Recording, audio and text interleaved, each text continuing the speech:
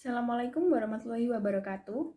Perkenalkan, nama saya Cornelia Nandia Puspita, presensi 4 dari kelompok 4 yang akan mempresentasikan mengenai hasil kerja diskusi kelompok kami yang berjudul yaitu konsep negara kesatuan. Yang pertama, pengertian negara kesatuan. Negara kesatuan adalah negara yang memiliki kedaulatan yang tidak terbagi-bagi dengan negara lainnya. Ia memiliki satu kekuasaan tertinggi yang dipegang oleh pemerintah pusat. Perannya yaitu menjalankan segala hal yang berkaitan dengan pemerintahan negara sepenuhnya, baik dalam negara maupun luar. Kemudian terdapat beberapa pendapat para pakar mengenai makna negara kesatuan. Yang pertama yaitu ada pendapat dari J.F. Strong dalam bukunya yang berjudul A History of Modern Political Constitution. Unitarisme atau negara kesatuan adalah bentuk dari negara berdaulat yang hanya memiliki satu kekuasaan tertinggi yaitu pemerintah pusat. Yang kedua ada pendapat dari Abu Daud Busroh, di mana beliau mengatakan negara kesatuan adalah suatu negara yang bersifat tunggal atau tidak terbagi menjadi beberapa negara. Maksudnya, yaitu negara hanya satu atau tidak ada negara lain yang tergabung dengan negara tersebut.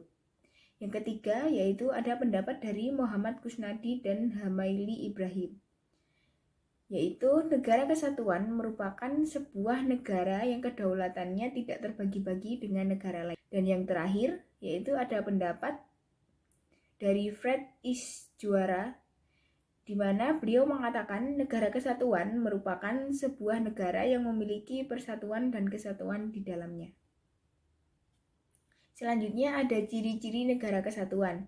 Yang pertama yaitu ada wewenang tertinggi berada di tangan pemerintah pusat.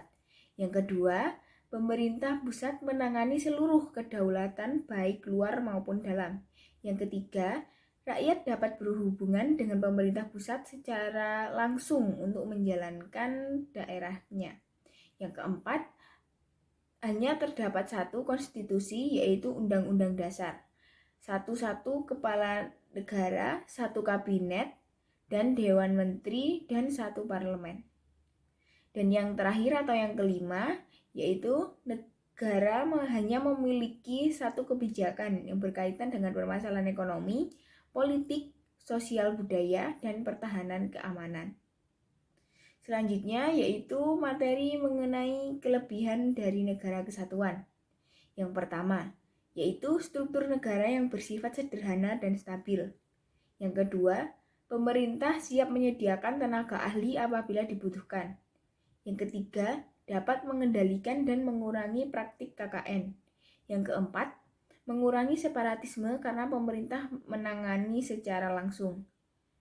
Yang kelima, pemberlakuan pemerataan di berbagai bidang di seluruh daerah. Yang keenam, pemerintah siap menyediakan tenaga ahli apabila dibutuhkan. Yang ketujuh, koordinasi pemerintah pusat berada dalam satu instruksi akan lebih efektif. Dan yang terakhir, meminimalisir konflik yang berkaitan dengan pejabat. Selanjutnya yaitu kekurangan dari negara kesatuan. Kurangnya dari negara kesatuan ini yang pertama yaitu kurangnya atau minimnya perhatian lebih pada suatu daerah yang kurang menonjol atau suatu daerah tertentu karena negara hanya mengutamakan kesatuan. Jadi yang paling tonjolkan adalah bagian daerah-daerah yang terdekat dengan pusat atau yang menjadi pusat pemerintahan.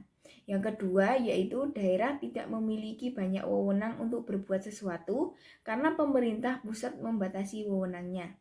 Yang ketiga atau yang terakhir yaitu pemerataan tidak terjadi ketika negara salah dalam berimplementasi. Hal ini juga akan mengakibatkan kualitas pemimpin negara menjadi buruk dan munculnya praktik KKN atau kolusi, korupsi, dan nepotisme. Berikut adalah contoh-contoh negara kesatuan dan pemimpinnya. Yang pertama yaitu dari Indonesia, yaitu dipimpin oleh Bapak Presiden Joko Widodo. Yang kedua yaitu negara Timor Leste yang dipimpin oleh Francisco Guterres. Yang ketiga yaitu negara Jepang yang dipimpin oleh Yoshihide Suga. Yang keempat, ada negara Italia yang dipimpin oleh Sergio Mattarella. Yang kelima, yaitu ada negara Belanda yang dipimpin oleh Pangeran Willem Alexander. Demikian pemaparan materi dari kelompok kami mengenai materi konsep negara kesatuan. Berikut adalah contoh soal pilihan ganda dan juga uraian untuk menambah wawasan dan meningkatkan pengetahuan setelah mendengarkan atau mempelajari materi mengenai konsep negara kesatuan.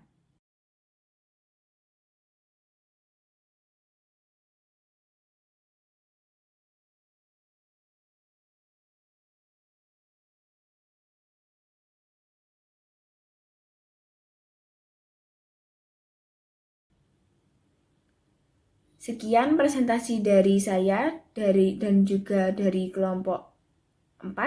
Kurang lebihnya mohon maaf. Wassalamualaikum warahmatullahi wabarakatuh.